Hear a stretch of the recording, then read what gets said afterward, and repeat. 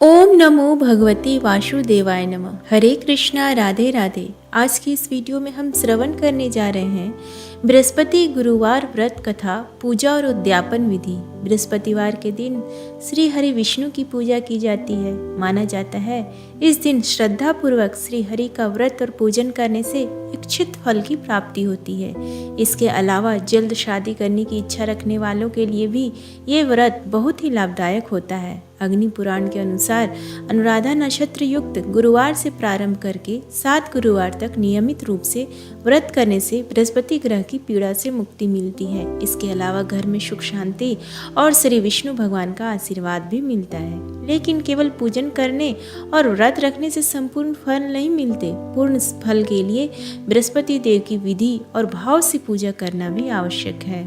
व्रती की सुविधा के लिए हम श्री बृहस्पति देव की पूजा और उद्यापन विधि क्रम से बता रहे हैं। आशा है आप इससे लाभान्वित होंगे। बृहस्पतिवार व्रत उद्यापन विधि एवं नियम। गुरुवार के दिन भगवान विष्णु जी एवं बृहस्पति देव दोनों की पूजा होती है, जिससे घर में सुख समृद्धि बनी रहती है। कुंवारी लड़कियां इस व्रत को इसलिए करती हैं जिससे कि उनके विवाह में आने वाली रुकावटें दूर हो जाएंगी। ऐसा कहा जाता है कि अगर आप 1 वर्ष में गुरुवार का व्रत करते हैं तो आपके घर में कभी भी पैसे रुपयों की कमी नहीं होती और आपका पर्स कभी खाली नहीं होता। आपको 1 वर्ष में 16 गुरुवार व्रत करने चाहिए। 16 गुरुवार व्रत करने से आपको मनोवांछित फल मिलते हैं और व्रत पूरा करके 17वें गुरुवार को उद्यापन करना चाहिए। गुरुवार व्रत को शुरू करने का शुभ समय पूष या पौष माह के महीने को छोड़कर, जो कि दिसंबर या जनवरी में आता है, को छोड़कर आप इस व्रत को किसी भी माह के शुक्ल पक्ष के प्रथम गुरुवार से शुरू कर सकते हैं। शुक्ल पक्ष बहुत ही शुभ समय होता है किसी भी नए कार्य को शुरू करने का। अग्नि पुराण के अनुसार गुरुवार का व्रत अनुराधा नक्षत्र युक्त गुरुवार से आरंभ करके लगातार 7 या 16 गुरुवार करना चाहिए। व्रत करने की विधि। इस व्रत की विधि के लिए आपको बहुत ही कम सामग्री चाहिए होगी, जैसे कि चने की दाल, गुड़, हल्दी, थोड़े से केले, 1 उपला, हवन करने के लिए मुनक्का और विष्णु भगवान की फोटो, और अगर केले का पेड़ हो तो बहुत ही अच्छा होता है। व्रत वाले दिन सुबह उठकर स्नान आदि कार्यों से निवृत्त होकर सबसे पहले आप भगवान के आगे बैठ जाइए और भगवान को साफ करने के पश्चात चावल एवं पीले फूल लेकर 16 गुरुवार व्रत करने का संकल्प करिए एवं भगवान विष्णु जी को छोटा पीला वस्त्र अर्पण करिए। और अगर केले के पेड़ के सामने पूजा कर रहे हैं तो भी छोटा पीला कपड़ा चढ़ाइए। आजकल लोगों के घर छोटे होते हैं तो आमतौर पर उनके घरों में केले का पेड़ नहीं होता, इसलिए आप अपने घर के मंदिर में ही व्रत की विधि कर सकते हैं। 1 लोटे में जल रखिए, उसमें थोड़ी हल्दी डालकर विष्णु भगवान जी या केले के पेड़ की जड़ को स्नान कराइए। अब उसी लोटे में गुड़, चने की दाल और मुनक्का रखिए और अगर आप केले के पेड़ की पूजा कर रहे हैं तो उसी पे चढ़ा दीजिए। तिलक करिए। भगवान का हल्दी या चंदन से पीला चावल जरूर चढ़ाएं। घी का दीपक जलाएं। कथा पढ़िए। कथा के बाद उपले पे हवन करिए। गाय के उपले को गर्म करके उस पे घी डालिए और जैसे ही अग्नि प्रज्वलित हो जाए उसमें हवन सामग्री के साथ गुड़ एवं चने की भी आहुति देनी चाहिए। 5, 7 या 11 ओम गोम गुरुवे नमः का मंत्र के साथ हवन के बाद आरती कर लीजिए और अंत में क्षमा प्रार्थना करिए। पूजा पूरी होने के बाद आपके लोटे में जो पानी है उसे अपने घर के पास आसपास के केले के पेड़ पे चढ़ा दीजिए। इस बात का ध्यान अवश्य रखें कि इस दिन आप केले के पेड़ की पूजा करते हैं, इसलिए गलती से भी केला ना खाएं। आप इसे केवल पूजा में चढ़ा सकते हैं एवं प्रसाद में बांट सकते हैं। अगर कोई गाय मिले तो उसे चने की दाल और गुड़ जरूर खिलाएं, इससे बहुत पुण्य मिलता है। पुरुष यह व्रत लगातार 16 गुरुवार कर सकते हैं, परंतु महिलाओं या लड़कियों को यह व्रत तभी करना चाहिए जब वो पूजा कर सकती है। मुश्किल दिनों में यह व्रत नहीं करना चाहिए। गुरुवार व्रत की उद्यापन विधि।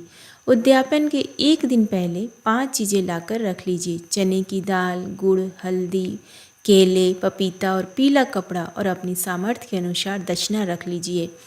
फिर गुरुवार के दिन हर व्रत की तरह यथावत पूजा के बाद प्रार्थना करिए कि अपने संकल्प के अनुसार अपने व्रत पूरे कर लिए हैं और भगवान आप पर कृपा बनाए रखें। और आज आप पूजन का उद्यापन करने जा रहे हैं। इसके पश्चात पूजा में ये सारी सामग्री भगवान विष्णु को चढ़ाकर किसी ब्राह्मण को दान करके उनका आशीर्वाद लीजिए। बृहस्पतिवार के दिन भगवान विष्णु की पूजा होती है। पूजा के बाद कथा सुननी चाहिए।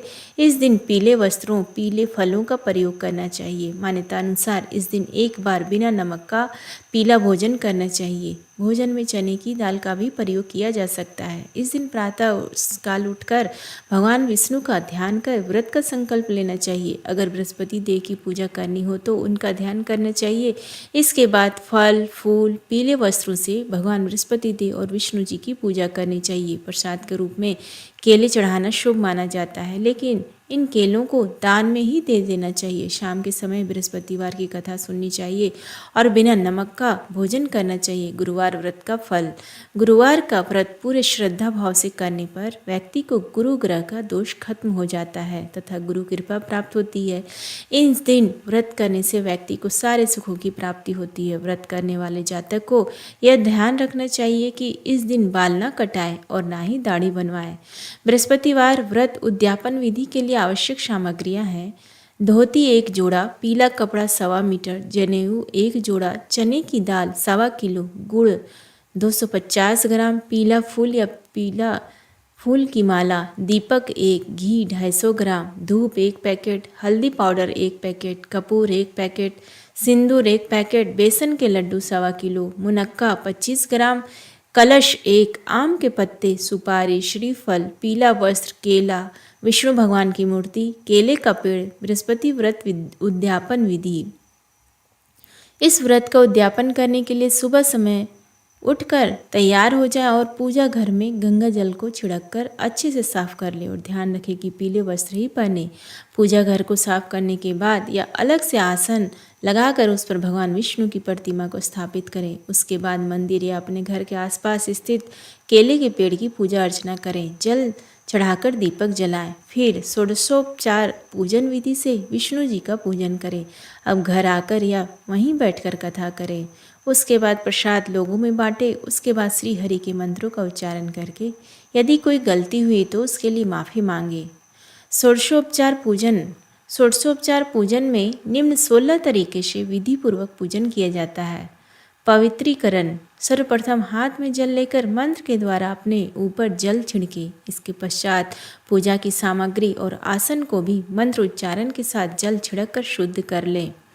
अब आचमन करें। पुष्प से एक एक करके 3 बूंद पानी अपने मुंह में छोड़िए और बोलिए ओम केशवाय नमः, ओम नारायणाय नमः, ओम वासुदेवाय नमः। फिर ओम ऋषिकेशाय नमः कहते हुए हाथों को खोलें और अंगूठे के मूल से होठों को पोंछकर हाथों को धो लें। गणेश जी की पूजन। इसके बाद सबसे पहले गणेश जी का पूजन पंचोपचार विधि धूप, दीप, पुष्प, गंध एवं नैवेद्य से करें। चौकी के पास ही किसी पात्र में गणेश जी के विग्रह को रखकर पूजन करें। यदि गणेश जी की मूर्ति उपलब्ध ना हो तो सुपारी पर मौली लपेटकर गणेश जी को बनाएं। हाथ में जल, अक्षत, पान का पत्ता, सुपारी और कुछ सिक्के लेकर निम्न मंत्र के साथ उद्यापन का संकल्प करें। जिस माह में उद्यापन कर रहे हैं उसका नाम लें। जिस पक्ष में उद्यापन कर रहे हैं उसका नाम लें। जिस तिथि में उद्यापन कर रहे हो उसका नाम लें। उद्यापन के दिन जिस नक्षत्र में सूर्य हो उसका नाम ले। उद्यापन के दिन जिस राशि में सूर्य हो उसका नाम ले। उद्यापन के दिन जिस जिस राशि में चंद्र, मंगल, बुध, गुरु, शुक्र, शनि हो उसका नाम ले। अपने गोत्र का नाम ले, अपना नाम ले और बोले अहम गुरुवार व्रत उद्यापन करिष्ये। सभी वस्तुएं बृहस्पति देव के पास छोड़ दें। मंत्रों और भाव द्वारा भगवान का ध्यान किया जाता है। आह्वान का अर्थ है पास लाना। इष्ट देवता को अपने सम्मुख या पास लाने के लिए आह्वान करें। इष्ट देवता से निवेदन करें कि वे हमारे सामने हमारे पास आए।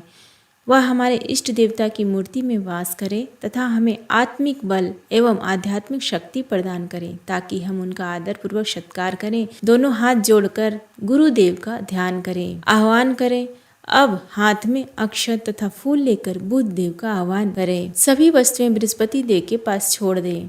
इष्ट देवता को आदर के साथ प्रार्थना करें कि वे आसन पे विराजमान होए। हाथ में पुष्प लेकर मंत्र के द्वारा बृहस्पति देव को आसन समर्पित करें। पाद्यम, अर्घ्य दोनों ही सम्मान सूचक हैं। भगवान के प्रकट होने पर उनके हाथ पांव धुलाकर आचमन कराकर स्नान कराते हैं। आचमन कराएं। आचमन यानी मन, कर्म और वचन से शुद्धि। आचमन का अर्थ है अंजलि में जल लेकर पीना। यह शुद्धि के लिए किया जाता है। आचमन 3 बार किया जाता है। इससे मन की शुद्धि होती है।